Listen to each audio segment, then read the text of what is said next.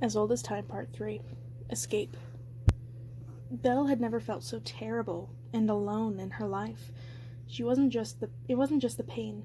It was that each of the little pains she felt now, each unusual purple bruise, each scabbing pinprick, each ache from where she had unconsciously strained against the table and the straps was inflicted on her with purpose, with intent. A man had chosen to cause these myriad pains to her. A man had made her stomach swim and head pound, and now the light from the lanterns blazed and flickered such as it set agony through her eyes and down her spine. She had no idea when her tormentor would be back. What did I, the bookworm and crazy inventor's daughter, do to deserve any of this? She couldn't help asking the world. She had led her quiet life reading, and then tried to rescue her father, and then tried to help the beast after he messed up everything. She had never done anything purposely bad to anyone beyond the mild nastiness of childhood. And Frederick d'Arc had been one of her father's friends. Poor Papa couldn't even remember that. The mad doctor was also her mother's kidnapper and betrayer. He was responsible for stealing away one of the most important people in Belle's life. Maman, she wept quietly, wanting her more than ever before. Suddenly, air felt loose around her. Confused, she sat up. Her restraints had fallen away. She blinked exactly once. The old Belle would have sat and tried to figure out what had happened. She was certain that when she came to, the straps had been tied around her legs and chest and even across the top of her head. The new Belle didn't bother, taking the opportunity to run. Who knew why d'Arc had left her, and how soon he would be back? There was no one in the prep room. Belle crept past the empty gurneys, trying not to breathe in the antiseptic stink. The door out was locked, but from her side, why anyone would want to try to break into it was beyond her. Perhaps d'Arc was afraid of someone interrupting his experiments. She carefully slid the giant bolt and let the door open toward her a crack. 2 corridors fed into an open area where the 3 stools sat empty, and one was filled by a man so large she was pretty sure he had giant in him somewhere. If he were a Charman. He was cleaning his nails with a particularly nasty-looking knife. She cursed and quickly let the door close. Quietly. Again. Belle looked around the prep room, panicking. There were scalpels and knives on the counter in one corner, and she took one. Why not? Although she was pretty sure it wouldn't be much good in her hands against someone so large. Otherwise, there was nothing else useful. The only other place to go was the room from which she had come. Belle bit her lip and forced herself to ignore the blind panic building inside her, and went back into the operating room. The machines that had been used on her loomed large and evil in one corner. Across from them, on the other side of her blood-spattered table, was another door that she had noticed before, a small one that gurneys could not fit through. Belle tried the handle. It was locked. She closed her eyes and said a few choice words she had learned from reading novels. Then she took a deep breath. The whole building was set up more like a medieval prison than a modern hospital. The lock was not going to be that complicated. She bent down and carefully inserted the scalpel into the keyhole. Relief settled upon her when it became clear that it was indeed an old Roman-style lock without barrels. Just a simple latch. A few careful twists and turns succeeded in moving it a little. Snip! Before the knife snapped. Belle cursed. Now the blade was stuck in the door, and if someone came by, he would immediately realize what happened. But at least it was unlocked. She slipped in and closed the door quickly behind her. Belle wasn't sure what she expected on the other side, but it was certainly not what she found. Skulls. Many skulls. Some of the skulls were inside glass jars and still had bits of brain matter attached to them. There was that, she was pretty sure, was a preserved torso in a glass coffin filled with pickling liquid. The skin over the belly and heart had been pulled back, and metal tags attached to what were apparently relevant bits underneath. There were, she couldn't help noticing, 6 nipples on the chest, and what looked like fur beginning above its hips. A desk covered in notes, and the occasional unseemly splatter, sat strangely primly against the horror, a beautiful long quill awaiting use in the ink pot. Unable to help herself, Belle took a look at the notes. Sadly, unable to find a living specimen of these were variety. The corpse brought to me was already beginning to decay, and the brain was completely unusable. Cannot confirm theory of Charman node. Body, however, utterly fascinating. I began with an incision. She turned away, unable to read more. There was a narrow spiral staircase in the corner of the room. She made for it, hoping to escape the cloying, nauseating smell of embalming liquids. Up, and through the darkness it climbed, round, metal, and cold. It felt like she passed several floors before coming to a place where she could step off. She emerged dizzy and sick in a dark, narrow room that looked like a connecting hall at first. She took a candle out of the sconce and raised it, frowning into the gloom. Books. Hundreds of them, maybe thousands. The cold black walls were covered in shelves, and the shelves with books on the experimentation of witches in the New World. Surprisingly accurate trials to determine associations with the devil as determined by John Hawthorne. Taxidermy, a layman's guide.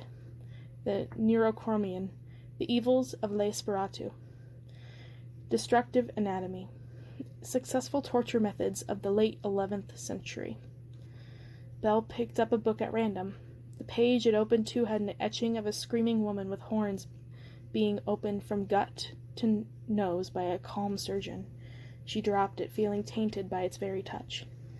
Then reason overcame disgust, and she carefully picked it up, placing it back where it belonged. Everywhere she looked, every nook and cranny was crammed with black, leather-bound books that fairly reeked with evil, couched in a very weak coating of science and religion. Toward the end of the aisle were large folio-sized journals and diaries, all the same style as the one she had seen in D'Arc's lab. She picked the thickest, blackest one and opened it. There were certainly unillustrated, just tables of entries and notes.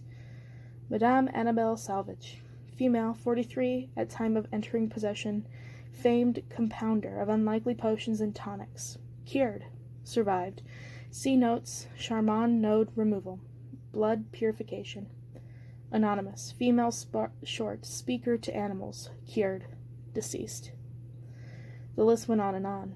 There were all of these Les Charmants who unfortunately fell into his power, and a clear list of the experiments he could perform to them to remove their magic. Cured. Deceased. Belle spat, forgetting herself for a moment. She slammed the book back into itself.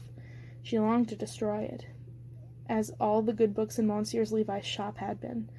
When they brought D'Arc before a court of law, this would be a prime evidence.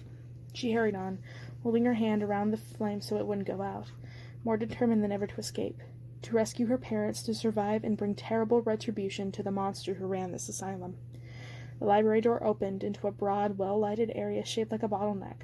She shrank against the wall as noises traveled down in multiple halls to her, clinking and clanking, voices raised, the occasional shriek.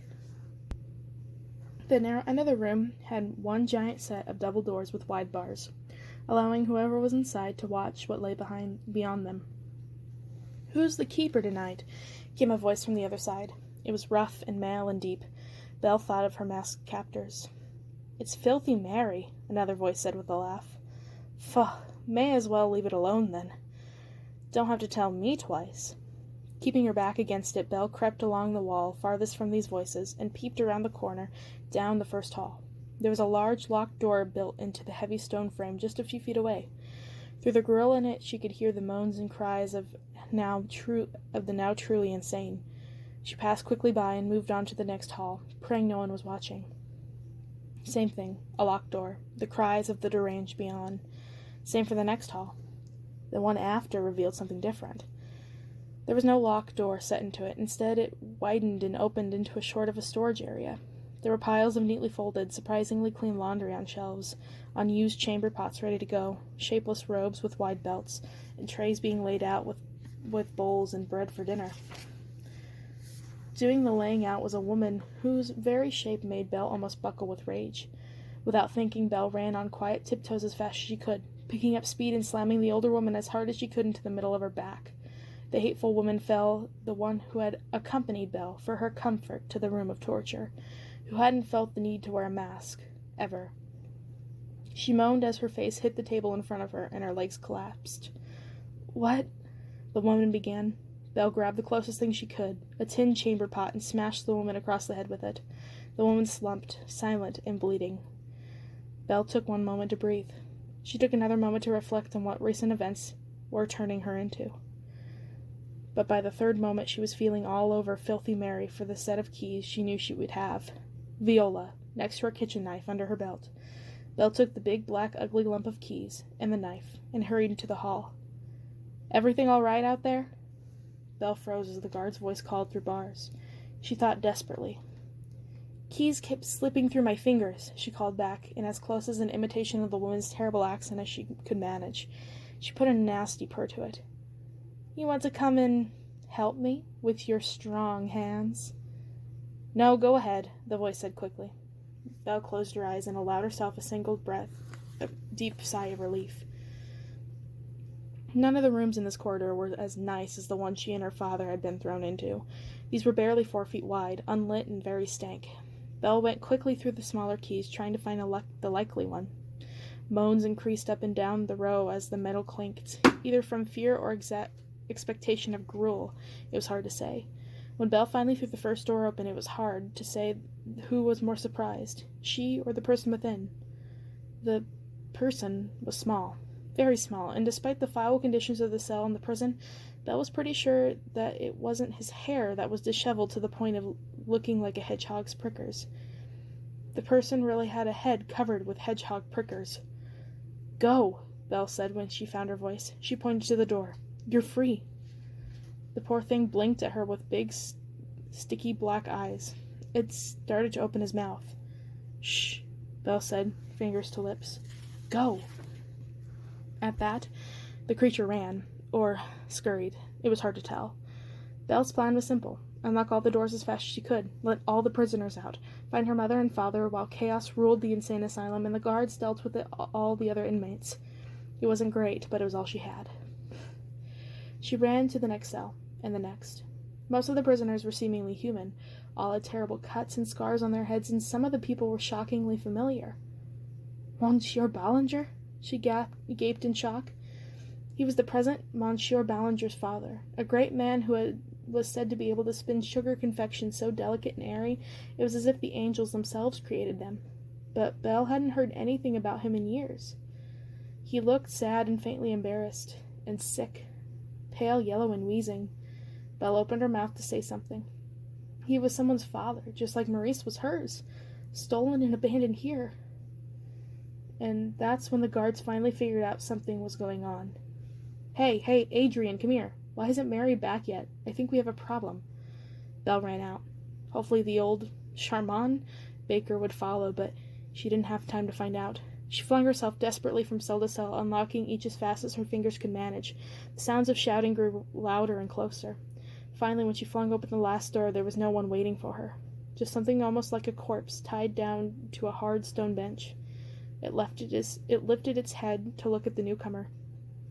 With a shock, Belle recognized the monster from the image in the mirror. "Maman?" she sobbed.